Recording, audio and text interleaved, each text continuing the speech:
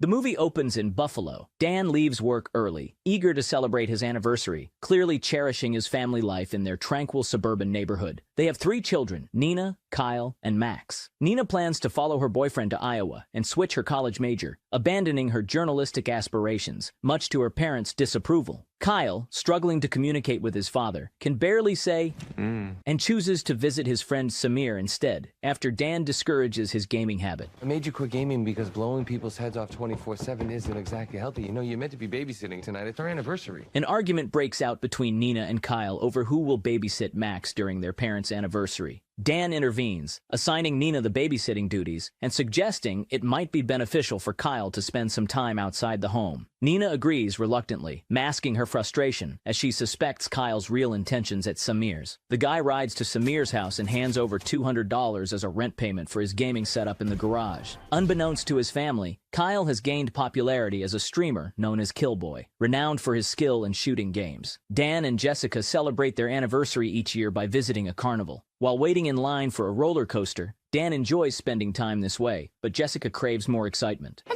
don't know, you're such a creature of habit. I love that about you. After an exhilarating roller coaster ride, Dan promises to make their outings less predictable. During a tender moment as they kiss, someone snaps a photo without permission. Dan confronts the guy, asking him to delete it, but the young man mocks him and escalates the situation by posting the photo online and insulting them, calling Dan a loser. Jessica urges Dan to ignore it, but the provocateur spills his drink on Dan, taunting Jessica about being with a wimp. Dan, struggling to control his anger, walks away despite the disrespect. On their way home, Jessica assures Dan she didn't want him to confront the bully, knowing his strong aversion to violence. Yet, she feels secretly disappointed in him. At home, the next day, Jessica vents her frustrations at a kickboxing class, where she strikes up a conversation with a woman named Gwen. While punching the heavy bag, she confides her troubles about their teenage daughter. Gwen reveals she is visiting Buffalo to see her ex. An accidental punch from Jessica lands squarely on Gwen's face, leading to an unexpected bond over smoothies. Jessica opens up about feeling trapped and frustrated with Dan's contentment with their mundane life. In Buffalo? Gwen, who turns out to be a travel agent, has to catch a flight, but leaves her business card with Jessica, offering a potential escape. While shopping with Max, Dan notices a suspicious man watching him. Reacting swiftly when the man lunges at him,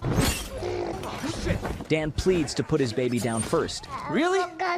So, at least let me put my kid down. But the thug is unyielding. Even with Max in tow, Dan deftly neutralizes the assailant, surprising the onlookers. At home, Dan uncovers a secret compartment filled with guns, outdated passports, and stacks of cash. Alarmed, he contacts Augie, a former associate, to arrange new identities for his family, revealing they are in danger. Augie informs Dan that his old boss McCaffrey has been scouring the earth for him. Fearing the photo posted online may have compromised his location, Dan offers $500,000 for new IDs and sets a meeting in Las Vegas in 3 days. Meet me in Vegas in 3 days. Vegas?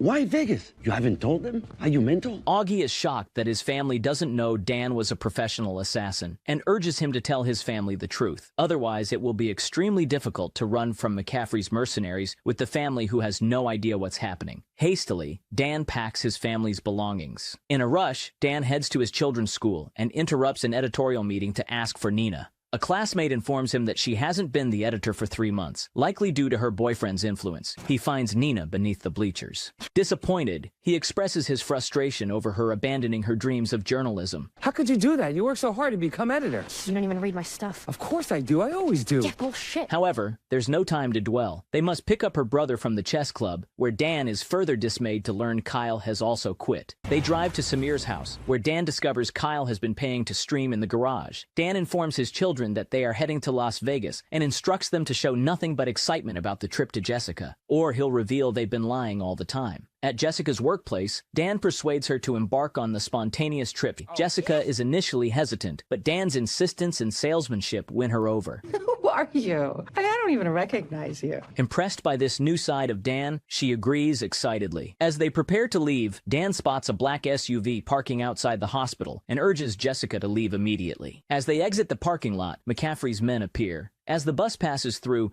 Dan skillfully evades the pursuers. He continues to evade their pursuers, all while keeping his family oblivious to the danger.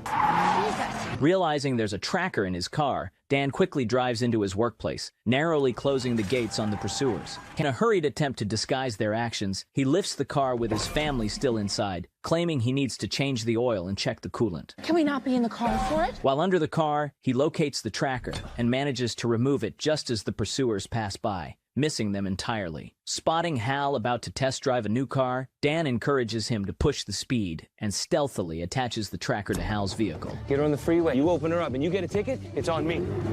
The pursuers fall for the decoy. With 33 hours left until they reach Las Vegas, to avoid detection, Dan collects everyone's phones, declaring it a device-free trip, which frustrates the kids. I'm gonna need a credit card. Dan hands him a stack of cash, asking him to book a room in a Las Vegas hotel. The family genuinely bonds. Singing Vanilla Ice's Ice Ice Baby on the road, the kids join in. What is Ice Ice Baby? Creating a memorable family moment. Meanwhile, McCaffrey personally visits Dan's house. His tech guy discovers Kyle's identity as the popular streamer Killboy. McCaffrey orders all his men to locate and intercept the van. During the stop, Nina shares her critical view of Kyle's gaming career, echoing her boyfriend's sentiments. Kyle says he misses the old Nina with her own personality, who used to be cool. While they talk, a girl recognizes Kyle and asks for a photo with him. In a bathroom along the way, Dan rehearses his confession to Jessica about his past life as an assassin, unsure how to break the news. Afterward, he goes to pay for the rooms. On his way out, Dan notices Kyle talking to that girl, which impresses the father. He asks Nina why the girl took a selfie with Kyle and why she calls him Killboy. Hey, what was all this about? Upon learning that his son is a popular gamer and the girl is going to post those pictures online, he tells the family that all the rooms are booked and they have to keep going. McCaffrey enlists a local motorcycle gang to track Dan. As they close in on a bridge, Dan notices 3 bikers, remains unaware as he prepares his silenced gun. He tries to shake off the pursuers. While his family bobbles their heads, his mirror is shot, but he manages to get rid of one, barely avoiding a crash. Only Max is awake, enjoying the activity. He even helps his father by handing him his milk as a weapon. Dan bumps the 3rd one, sending him flying.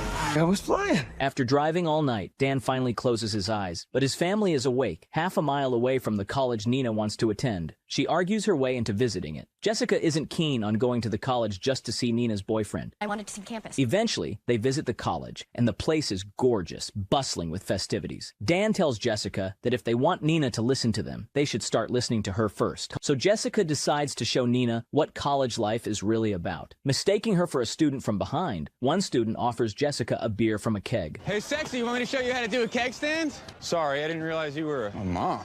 She recalls her athletic college days and decides to show off her keg stand skills, Bear me! impressing even Nina. Don't you ever try anything like that. That was awesome. The main reason Nina wanted to visit the campus was because her boyfriend, Trevor, attends this college. Kyle tells Nina. We don't like Trevor. Why? Ever since you've been dating him, you've been like a completely different person. Plus, he treats you like shit. You deserve more. During a campus tour, Dan admits that he's impressed by her performance. She also admits she likes his spontaneous behavior over the past few days. Dan spots a suspicious German man on his phone and thinks he might be an operative for McCaffrey. He starts a conversation with the man, asking about his job. Jessica notices their strange conversation. Dan begins to speak German with the man so that his wife can't understand their dialogue. Don't worry, honey, we'll catch up, okay? All right, honey. When she leaves, the man shows what's inside his briefcase. What the hell is that? However, Dan realizes his mistake when he is unexpectedly attacked by a different individual. They start to fight in the chemistry lab, while his family attends a tour just behind the wall. After a short scuffle, Dan incapacitates the assailant and rejoins his family shortly after to keep moving. But Nina has gone to see Trevor. Nina discovers Trevor cheating on her. You're cheating on me. Monogamy is just a construct of our Western repressive civilization. I thought we were on the same page on that. And returns in tears. Dan attempts to comfort her with his stories, but realizes she doesn't need another dad lecture. Instead, he teaches her a martial arts move to inflict severe pain without lasting damage. It's a 13th century martial art. How do you even know about that? Well, maybe it's more your old man than you thought. Nina uses this move on Trevor, taking a picture as he winces in pain, which boosts her spirits significantly. She returns to the van, appreciating her father more than ever. Back on the road, the family bonds even more. As Nina drives, considers reclaiming her editorial position at school. Dan supports his daughter and expresses his admiration for her work. That piece you wrote about pervasive corruption in the Board of Education. My God, I got chills. You actually read that? Of course I did, Means. At a small motel, the parents finally relax and let off some steam. Wait, It's not Thursday. Jessica is enamored with the spontaneous side of Dan, feeling a difference in him. She suspects he was always like this before they met, and that he changed because of her. Dan reassures her that he changed because he didn't like who he was back then. The next morning, Dan calls up Augie, who is on his way to deliver the new identities to Dan and his family. The only problem is that he hasn't told them yet. You know they might think that something's up when they have to change their name and leave the country. What are you waiting for? Augie is freaked out upon learning that. He then sneakily returns the phone he stole and tries to prepare himself for the conversation. Kyle joins him, and they finally talk about him being a streamer. It's something he's good at, like pro-level good. He tries to explain to Dan how important it is to him. I know you think it's all just a waste of time, but it takes brains and reflexes. The Air Force recruits gamers. Yeah, maybe that's what I'm afraid of. He wants to prove it over a game of laser tag with Dan. Kyle proposes a bet. If he wins, he gets to start gaming again. If he loses, they will play ball in the backyard for 6 months. They agree on the first to 3 tags wins. This should be a breeze for Dan, being an ex-assassin and all. He gets the first and second tags. How are you doing this? Then Kyle retaliates with 2 of his own, mimicking Dan's tactics.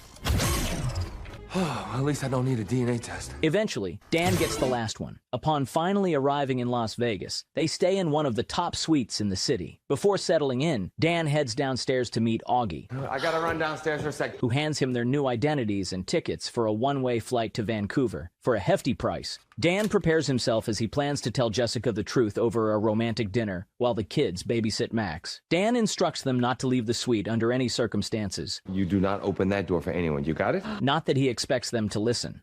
McCaffrey's men are already aware of Dan's location. Being a popular gamer, Kyle suggests visiting the HyperX gaming arena. Nina doesn't want to go to a place full of Kyles, but she has no other options. I think it's just down here. You're gonna love it. I already hate it. In the arena, he meets another popular gamer, Ran. However, McCaffrey's people are also on their tail. Dan tries to tell Jessica the truth in a French restaurant, but is interrupted constantly. Jessica is astonished that her husband knows 2 foreign languages, something she was unaware of before. Lacking the courage to reveal the truth about his past life, he decides to postpone his confession a bit longer and go gambling with Jess. After a while, he decides to check up on the kids, but his call goes unanswered, so they head back upstairs. At the suite, Jessica is momentarily deceived by dummies set up to look like the kids sleeping, setting Dan's mind at ease. Jessica goes to freshen up while an ominous silhouette appears in the background. She sets up a romantic atmosphere with music and love mist. Love mist.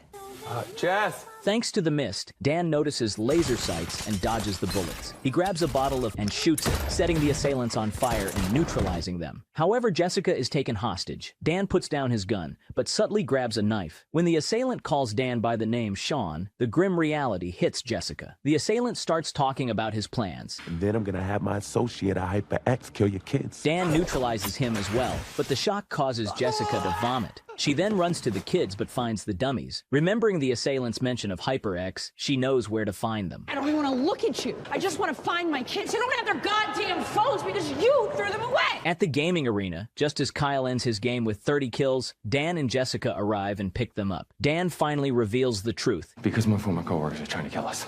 Before I met your mom, I was a covert assassin. I escaped that life, and now they found us. However, the kids don't believe it until they are shot at. Taking cover behind a car, Dan neutralizes the mercenary. In the aftermath, as they take cover, Dan discloses the full extent of his past, including his role as one of McCaffrey's mercenaries responsible for 43 deaths. Kyle calls Dan a hypocrite because he banned him from gaming due to fake violence, yet he's an assassin. They now understand why Dan never wanted to leave the city and is so against social media. He hands them their new identities. Nina is now Molly Anderson. After 18 years of lies, the family refuses to accept him. Jessica decides to leave him and will take responsibility for the kids. There's a stranger named Sean. She calls Gwen, asking for help, while Dan is left to guard outside until the very morning. Despite Dan trying to explain that it's not safe and McCaffrey will come after them, Jessica just tells him to make it safe and stay away from them. When Jessica arrives, she is amazed to see Gwen waiting for her in a private jet. What are you doing here? I was on a layover nearby and I thought, I'll just come get you myself. On the jet, Gwen tells Jessica about her ex in Buffalo. They were together for years, and he left her to marry another woman. You met her? I had to. He created this whole life with this woman. I needed to see what she had that I didn't. What did you do? I did what I do best. I got in close. because I won her trust, and then I just waited patiently for her to walk into my trap. Jessica realizes she's talking about her. She tries to flee, but McCaffrey is already there. McCaffrey gives Dan a call, showing that his family is in captivity. He arranges a meeting in an abandoned hotel. McCaffrey's henchmen are all over the place. Arriving at the penthouse, McCaffrey asks for a sarcastic hug. It turns out he's Dan's father. McCaffrey wanted Dan dead because he abandoned him, but for the past few days, Dan has wasted every man McCaffrey sent after him, so he felt pride in his son. And now, McCaffrey wants him back. If Dan comes back to work for him, he will let his family go, but on one condition: he'll never see his family again. But no contact.